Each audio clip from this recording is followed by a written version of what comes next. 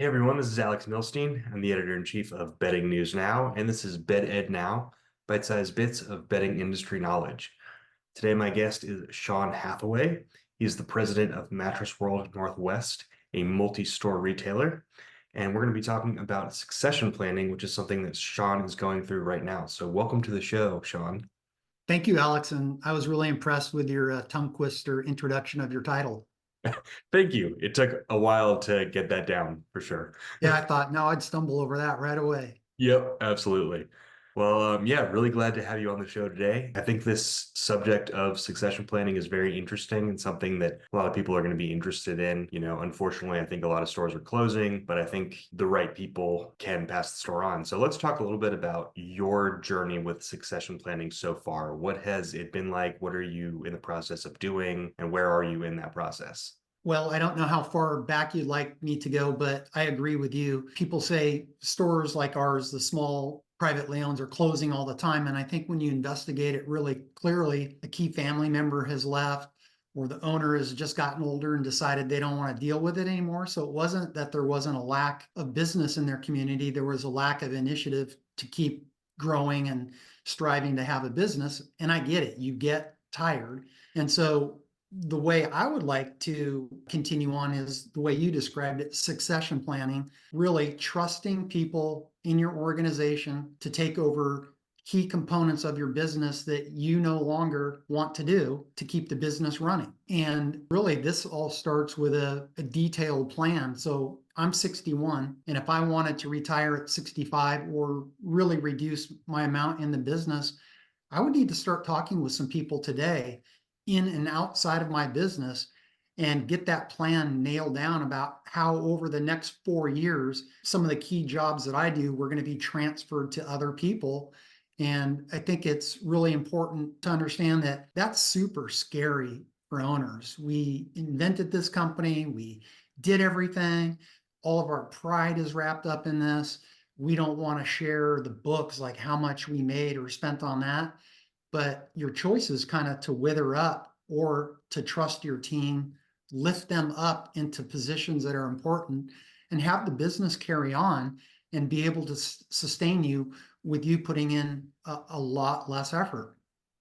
Yeah, that's very interesting. It's a risk, I think, that, it's kind of funny to me, these retailers like yourself take a risk to start this business, Yes. but then when it comes to ending it, they kind of want to play it safe. They don't want to take a risk and maybe pass it on and have their brand name tarnished or anything bad that could happen. So that's a very interesting point. Well said. And I think what I've seen working for small businesses, being a small business owner, is the risk in sharing what you've been doing, what the books look like, the processes that you've set up, because most likely some of them are probably chaotic and something that you've just grown comfortable to. And I think what I had to understand with the things that I did when I found other managers, when I turned over the tasks to them after the training process, you have to be very clear, here's how we do it. Well, they're immediately going to come up with a little better way to do it that's going to save time. And quite frankly, that can be embarrassing to you or kind of take a little shine off the pride you had that this possibly younger person who's just stepping in is doing this project better. But what we need to realize is we can take great pride, and we grew the business to where it is today. And we should take great pride that we have people that want to follow in our footsteps and have pride in the company. So at Mattress World Northwest, our managers really love the company and they don't want me bugging them. They take pride in getting the job done, to the fact that I don't have to step in and call somebody or smooth it over. They take great pride in doing that. I think what you would find is, instead of letting your business kind of taper down and fade out, is that it's actually going to uplift, because you're going to create energy throughout the whole company with people being more involved and just wanting to do better. Yeah, that's a good point. I will tell you exactly what I'm doing. This book is called Traction, and it tells you exactly how to lay out a plan, by Gino Wickman, Traction. And basically it has you start with a 10-year plan that breaks down to a 3-year plan, which breaks down to a 1-year plan, which allows you to then start planning quarterly. And we do it every single quarter. I have mine right here. and it starts out with the core concepts of your company. So I've met people that have been in business for years. They don't have a core competency or what they feel like they mean to the public or what their business means. And this really lets you corral all these ideas and pinpoint what you're best at and how your business can flourish and the people in your business, what they're best at. So you're not just tempted to wrangle a family member or a friend in, but you're going to uplift people that really can do the job to the best of someone's ability. I think the end result is the company becomes better, and instead of shrinking, it can grow. Now, does it have to grow to multiple locations or many multiple salespeople, but the volume could grow and everybody could have more to do each day, which is also very invigorating. So that's what we're doing. And really, the hardest part was for me to understand that I have to let go of certain parts of the business and trust someone to do it. And then when I'm letting them do it, don't go stepping on their toes and backdooring things that they might start. Now, are they going to make mistakes? 100%. Are you going to have private conversations and just discuss, hey, what was your thinking behind that? Where did it go? Was that a good result? Yes or no? If it's yes, huge pats on the back, high five, keep going. If it didn't, hey, let's try it this other way next time. Look, no problem, no punishment. You did something. Let's go do it slightly different. See if we get a different result. But I guess what I left out is we want to have processes for everything we do, whether it's administration, ordering your product, or the way you sell it.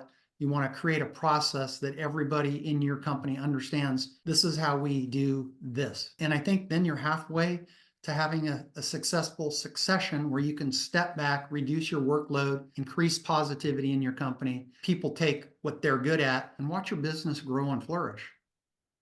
Absolutely. Watch the legacy that you created Yeah. keep going, you know?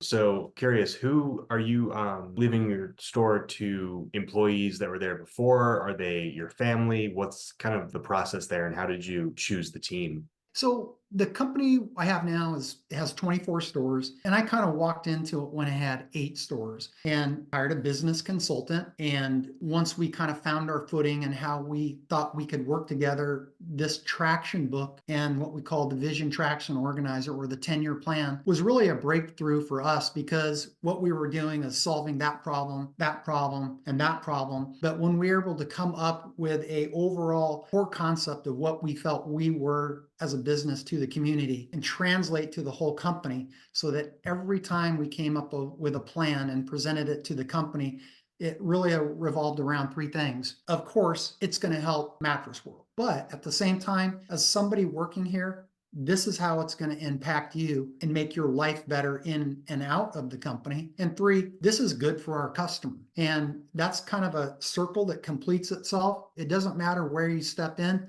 but if you're not ultimately serving the customer, then you're going to die.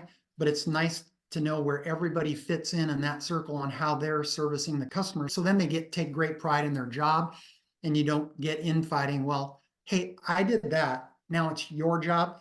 Now individuals are like, okay, I can see this situation is messed up. Just going to get the customer taken care of. The internal argument, we'll just work that out later. So I started talking, Alex, and I probably didn't answer your question exactly. So if you want to ask it again, I'm willing to hear it.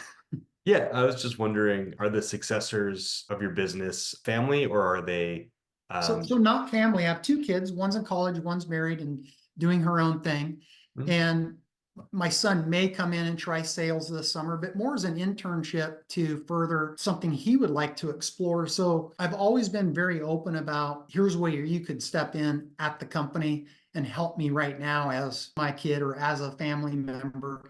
But what we've really done is we're just setting up a process where you go through a hiring process. If you come to me, like, we're best friends, you're my dad, I need a job, I'm going to say, we have a hiring manager, call him. Now, I may have smoothed over that phone call, but they're going to put him through the paces that need to be gone through. So we had a company, we had some people that were managers.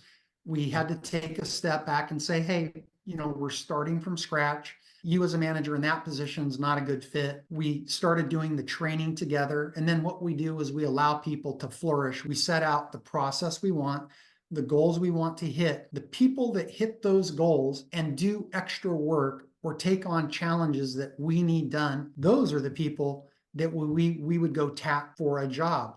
Mhm. Hey, we've asked people to do 1, 2, and 3.